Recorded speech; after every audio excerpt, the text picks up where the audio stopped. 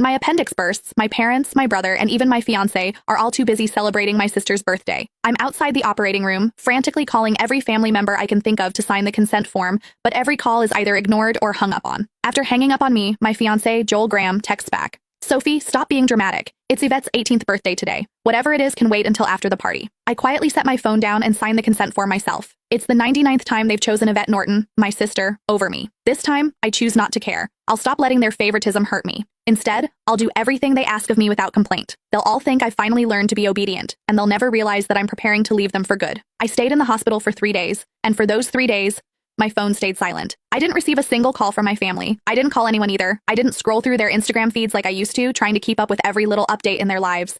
Instead, I just quietly rested in my hospital bed and dragged my weak body around for checkups and payments. Even on the day I was discharged, I didn't tell a soul.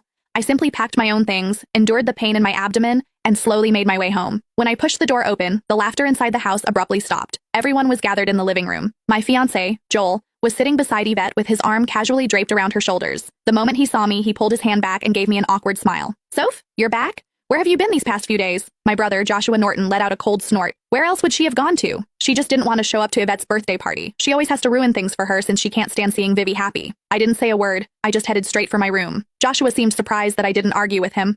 Normally, whenever he accused me of being selfish, I would break down in tears and desperately defend myself. But this time, I'd kept quiet. My mom rushed over to me with a glass of juice. Sophia, we were so busy with Vivi's birthday the other day that we missed your calls. Don't be mad at us, okay? She placed a glass of mango juice in my hand. Although my heart had long since stopped expecting anything, it still ached faintly. I was allergic to mangoes, but Yvette loved them. There was always mango-flavored food and drinks in the house because of that.